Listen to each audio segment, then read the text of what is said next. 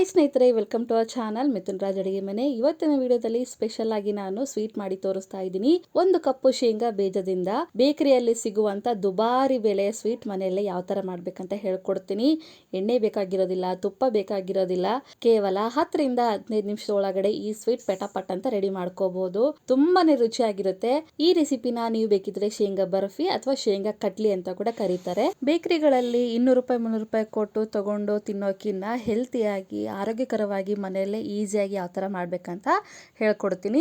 ಮೊದಲನೇದಾಗಿ ಯಾವುದಾದ್ರೂ ಕಡಾಯಲ್ಲಿ 1 ಕಪ್ಪಿನಷ್ಟು ಶೇಂಗಾ ಬೀಜನ ತಗೊಂಡಿದ್ದೀನಿ. ಗ್ಯಾಸನ್ನ ಲೋ ಫ್ಲೇಮಲ್ಲಿ ಇಟ್ಕೊಂಡು ಶೇಂಗಾ ಬೀಜ ಮೇಲಿರುವಂಥ ಸಿಪ್ಪೆ ಬಿಡೋವರೆಗೂ ಹುರ್ಕೋಬೇಕು. ನೆನಪಿಲ್ಲಿ, ಯಾವುದೇ ಕಾರಣಕ್ಕೂ ಹೈ ಫ್ಲೇಮ್ ಅಥವಾ ಮೀಡಿಯಂ ಫ್ಲೇಮಲ್ಲಿ ಇಟ್ಕೊಂಡು ಹುರ್ಕೊಳಕ್ಕೆ ಹೋಗಬೇಡಿ. ಯಾಕಂದರೆ ಒಳಗಡೆ ಹಸಿ ಹಸಿ ಆಗಿದ್ರೆ ಈ ಸ್ವೀಟ್ ಚೆನ್ನಾಗಿ ಬರೋದಿಲ್ಲ. ಮತ್ತೆ ಹೇಳ್ತಿದ್ದೀನಿ. ಈ ರೀತಿ ಮೇಲ್ಗಡೆ ಪೀಲ್ ಆಫ್ ಮಾಡಿದರೆ ಸಿಪ್ಪೆ ಬಿಡಬೇಕು. ಇಲ್ಲಿವರೆಗೆ ಹುರ್ಕೊಂಡ್ರೆ ಸಾಕು. ಅದು ಕೂಡ ಲೋ ಫ್ಲೇಮಲ್ಲೇ ಹುರ್ಕೋಬೇಕು. ಹುರ್ಕೊಂಡಿರುವಂಥ ಶೇಂಗಾ ಬೀಜನ ಒಂದು ಪ್ಲೇಟಲ್ಲಿ ಹಾಕಿ ತಣ್ಣಗಾದ್ಮೇಲೆ ಮೇಲ್ಗಡೆ ಸಿಪ್ಪೆ ಎಲ್ಲ ತೆಗೆದ್ಬಿಟ್ಟು ಈ ರೀತಿ ರೆಡಿ ಮಾಡ್ಕೊಂಡು ಇಟ್ಕೊಂಡಿದ್ದೀನಿ. ಶೇಂಗಾ ಬೀಜ ತಣ್ಣಗಾದ್ಮೇಲೆ ಸಿಪ್ಪೆ ತೆಗೆದ್ಮೇಲೆ ಮಿಕ್ಸಿ ಜಾರಲ್ಲಿ ಹಾಕೊಂಡಿದ್ದೀನಿ. ಯಾವುದೇ ಕಾರಣಕ್ಕೂ ಬಿಸಿ ಇರುವಂತ ಶೇಂಗಾ ಬೀಜನ ಮಿಕ್ಸಿ ಮಾಡ್ಕೋಬಾರ್ದು, ಎಣ್ಣೆ ಅಂಶ ಬಿಟ್ಕೊಂಡ್ಬಿಡುತ್ತೆ. ಅದಕ್ಕೋಸ್ಕರ ತಣ್ಣಗಾದ್ಮೇಲೆ ಆನ್ ಅಂಡ್ ಆಫ್ ಮಾಡ್ಕೊಂತ ಈ ರೀತಿ ಪೌಡರ್ ತರ ಬರೋವರೆಗೂ ಮಿಕ್ಸಿ ಮಾಡ್ಕೋಬೇಕು. ನೀವು ಒಂದೇ ಸರಿ ಮಿಕ್ಸಿ ಮಾಡ್ಕೊಂಡ್ಬಿಟ್ರೆ ಎಣ್ಣೆ ಎಲ್ಲ ರಿಲೀಸ್ ಆಗಿಬಿಟ್ಟು ಮುದ್ದೆ ತರ ಆಗುತ್ತೆ. ಅದಕ್ಕೋಸ್ಕರ ಪೌಡರ್ ತರನೇ ಮಾಡ್ಕೋಬೇಕು. ಆನ್ ಅಂಡ್ ಆಫ್ ಮಾಡ್ಕೊಂಡು ಮಿಕ್ಸಿ ಮಾಡ್ಕೋಬೇಕು. ನಂತರ ಯಾವ್ದಾದ್ರು ಒಂದು ಮಿಕ್ಸಿಂಗ್ ಬೌಲ್ ಮೇಲೆ ಜರಡಿ ಇಟ್ಬಿಟ್ಟು ಮಿಕ್ಸಿ ಮಾಡಿರುವಂತ ಪೌಡರ್ನ ಜರಡಿನಲ್ಲಿ ಹಾಕೊಂಡು ಈ ರೀತಿ ಜರಡಿ ಮಾಡ್ಕೋಬೇಕು.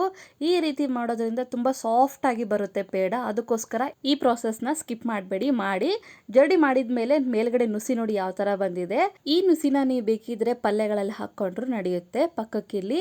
ಅಂಡ್ ನಿಮ್ಮೆಲ್ಲರ ಹತ್ರ ಒಂದು ರಿಕ್ವೆಸ್ಟ್, ನನ್ನ ಚಾನಲ್ನ ಮೊದಲನೇ ಬಾರಿ ನೋಡ್ತಾ ಇದ್ರೆ ಪ್ಲೀಸ್ ಎಲ್ಲರೂ ದಯವಿಟ್ಟು ಸಬ್ಸ್ಕ್ರೈಬ್ ಮಾಡ್ಕೊಳ್ಳಿ. ಪಕ್ಕದಲ್ಲಿ ಇರುವಂತ ಬೆಲ್ ಬಟನ್ ಕ್ಲಿಕ್ ಮಾಡೋದನ್ನ ಮಾತ್ರ ಮರಿಬೇಡಿ. ಎಲ್ಲವೂ ನೀಟಾಗಿ ಜಡಿ ಮಾಡ್ಕೊಂಡಿದ್ಮೇಲೆ ಅದೇ ಕಪ್ಪಿನ ಅಳತೆಯಲ್ಲಿ 1/4 ಕಪ್ಪಿನಷ್ಟು ನಾನು ಮಿಲ್ಕ್ ಪೌಡರ್ ಹಾಕ್ತಿದ್ದೀನಿ, ಅಂದ್ರೆ ಹಾಲಿನ ಪುಡಿ ಹಾಕ್ತಿದ್ದೀನಿ.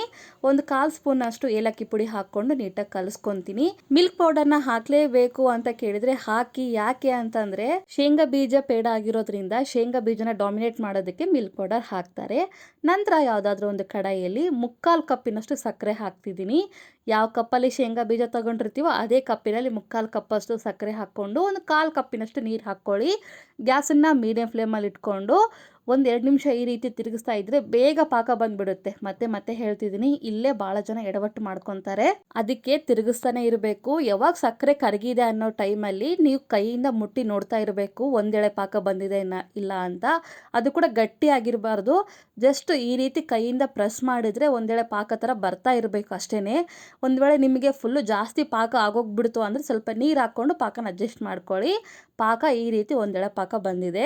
ನಂತರ ಮಿಕ್ಸ್ ಮಾಡಿರುವಂಥ ಪೌಡರ್ನ ಹಾಕ್ತೀನಿ. ಶೇಂಗಾ ಬೀಜ ಮತ್ತು ಮಿಲ್ಕ್ ಪೌಡರ್ ಏನೆಲ್ಲ ಮಿಕ್ಸ್ ಮಾಡಿರ್ತೀವಲ್ಲ ಆ ಪೌಡರ್ನ ಹಾಕಿ ಗ್ಯಾಸನ್ನ ಲೋ ಫ್ಲೇಮಲ್ಲಿ ಇಟ್ಕೊಂಡು ನೀಟಾಗಿ ಕಲಿಸ್ಕೋಬೇಕು.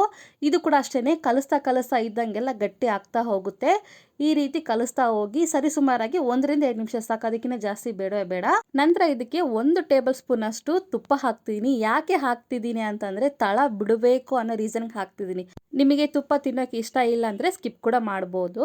ಎಲ್ಲವೂ ನೀಟಾಗಿ ಕಲಿಸ್ಕೊಂಡಿದ್ಮೇಲೆ ಇವಾಗ 2 ನಿಮಿಷ ಆಗಿದೆ ನೋಡಿ. ಚಮಚದಿಂದ ಈ ರೀತಿ ಕೆಳಗೆ ಡ್ರಾಪ್ ಮಾಡಿದ್ರೆ ರಿಬ್ಬನ್ ಶೇಪ್ ತರ ಬರಬೇಕು. ನೋಡ್ತಿದ್ದೀರಾ ವಿಡಿಯೋದಲ್ಲಿ ಯಾವ ತರ ಕಾಣಿಸ್ತಾ ಇದೆ. 1 ಅಥವಾ 2 ನಿಮಿಷ ಆದ್ಮೇಲೆ ಈ ರೀತಿ ಬರುತ್ತೆ. ನಂತರ ಗ್ಯಾಸ್ ಆಫ್ ಮಾಡ್ಕೊಂಡ್ಬಿಟ್ಟು ಆಲ್ರೆಡಿ ರೆಡಿ ಮಾಡ್ಕೊಂಡಿರುವಂತ ಬಟರ್ ಪೇಪರ್ ಮೇಲೆ ಈ ಶೇಂಗಾ ಬೀಜ ಪೇಸ್ಟ್ ಅನ್ನ ಹಾಕ್ತೀನಿ. ಬಟರ್ ಪೇಪರ್ ಮೇಲೆನೆ ಮಾತ್ರ ಹಾಕೊಳ್ಳಿ ಈ ರೆಸಿಪಿ ಮಾಡಬೇಕಾದ್ರೆ.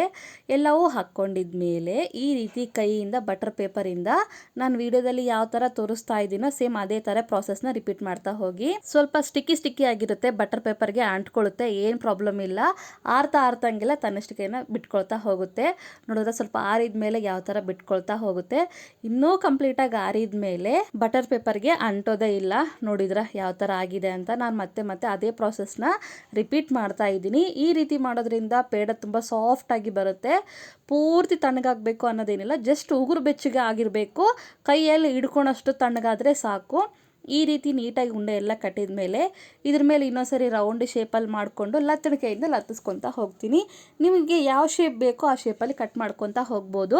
ಬೇಡ ಅಂದರೆ ಆಲ್ಮೋಸ್ಟ್ ಡೈಮಂಡ್ ಶೇಪಲ್ಲೇ ಇರುತ್ತೆ ಅನ್ನೋ ರೀಸನ್ಗೆ ನಾನು ಡೈಮಂಡ್ ಶೇಪಲ್ಲಿ ಕಟ್ ಮಾಡ್ಕೊತೀನಿ. ಈ ರೀತಿ ನೀಟಾಗಿ ಲಟ್ಟಿಸ್ಕೊಂಡಿದ್ಮೇಲೆ ನೋಡಿದ್ರೆ ಇಷ್ಟು ದಪ್ಪ ಆದರೆ ಸಾಕು. ಇದಕ್ಕಿಂತ ದಪ್ಪ ಆದರೆ ಅಷ್ಟು ರುಚಿ ಬರೋದಿಲ್ಲ. ನೀವು ದಪ್ಪ ಮಾಡ್ಕೊತೀನಿ ಅಂದರೆ ಮಾಡ್ಕೊಳ್ಳಿ, ನೋ ಪ್ರಾಬ್ಲಮ್. ನಂತರ ಇದ್ರ ಮೇಲೆ ಸ್ವಲ್ಪ ನಾವು ಬೇಕರಿ ಸ್ಟೈಲಲ್ಲಿ ಬರಲಿ ಅಂತ ಸಿಲ್ವರ್ ಪೇಪರ್ನ ಹಾಕ್ತಿದ್ದೀನಿ. ಹಾಕಲೇಬೇಕು ಅಂತೇನಿಲ್ಲ, ಜಸ್ಟ್ ನನ್ನ ಹತ್ರ ಇತ್ತು ಹಾಕಿದ್ದೀನಿ, ಇಲ್ಲಾಂದರೆ ಕೂಡ ನಡೆಯುತ್ತೆ. ನಂತರ ಎಲ್ಲ ಒಂದೇ ಶೇಪ್ ಬರಲಿ ಅಂತ ಸ್ಕೇಲಿನ ಸಹಾಯದಿಂದ ಈ ರೀತಿ ಕಟ್ ಮಾಡ್ಕೊತೀನಿ. ಪಿಜ್ಜಾ ಕಟರ್ ಇಂದ ಅಥವಾ ಚಾಕು ಇಂದ ಕಟ್ ಮಾಡ್ಕೊತಿದ್ದೀನಿ. ನಂತರ ಇನ್ನೊಂದ್ಸರಿ ಕಟ್ ಮಾಡಕ್ ಹೋದಾಗ ಸ್ಕೇಲ್ಗೆ ಆ ಸಿಲ್ವರ್ ಪೇಪರ್ ಅಂಟ್ಕೊಳ್ಳುತ್ತೆ ಅನ್ನೋದಕ್ಕೋಸ್ಕರ ಶೇಪ್ ಮಾಡ್ಕೊಂಡು ಮತ್ತೆ ಕಟ್ ಮಾಡ್ಕೊತಿದ್ದೀನಿ.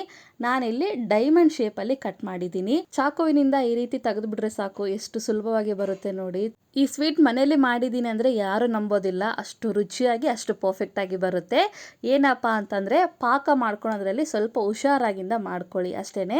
ಜಸ್ಟ್ ಪಾಕ ಬರ್ತಿದೆ ಅನ್ನೋ ಟೈಮಲ್ಲೇ ಹಾಕ್ಕೊಂಬಿಡಿ, ಜಸ್ಟ್ ಒಂದೇಳೆ ಪಾಕ ಬರ್ತಾ ಇದೆ ಅನ್ನೋ ಟೈಮಲ್ಲೇ ಹಾಕ್ಕೊಂಡ್ಬಿಟ್ರೆ ಸಾಕು. ಇದು ಒಂದೇ ನೆನ್ಪಿಟ್ಕೊಳ್ಳಿ ಸಾಕು. ನಂತರ ಗಾರ್ನಿಶಿಗೆ ನಾನು ಪಿಸ್ತಾ ಹಾಕ್ತಿದ್ದೀನಿ. ನಂತರ ಸ್ವಲ್ಪ ಕೇಸರಿ ಹಾಕ್ಕೊಂಡು ಸರ್ವ್ ಮಾಡ್ಕೊಂಡ್ರೆ ತುಂಬಾನೇ ಸಿಂಪಲ್ ಆಗಿರುವಂತ ಬೇಕ್ರಿಗಿನ್ನ ಡಬಲ್ ಟೇಸ್ಟ್ ಆಗಿರುವಂತ ಶೇಂಗಾ ಬೀಜ ಬರ್ಫಿ ಅಥವಾ ಶೇಂಗಾ ಕಟ್ಲಿ ರೆಡಿನೇ ಆಗೋಗುತ್ತೆ. ಈ ರೆಸಿಪಿ, ಈ ವಿಡಿಯೋ ನಿಮಗೆ ಇಷ್ಟ ಆದರೆ ನನ್ನ ಚಾನಲ್ನ like, share, comment and subscribe ಮಾಡ್ಕೊಳ್ಳೋದನ್ನು ಮಾತ್ರ ಮರಿಬೇಡಿ, ಓಕೆನಾ? ಮುಂದಿನ ವಿಡಿಯೋದಲ್ಲಿ ಮತ್ತೆ ಸಿಗ್ತೀನಿ. ಅಲ್ಲಿವರೆಗೂ ಟೇಕ್ ಕೇರ್, ಬಾಯ್.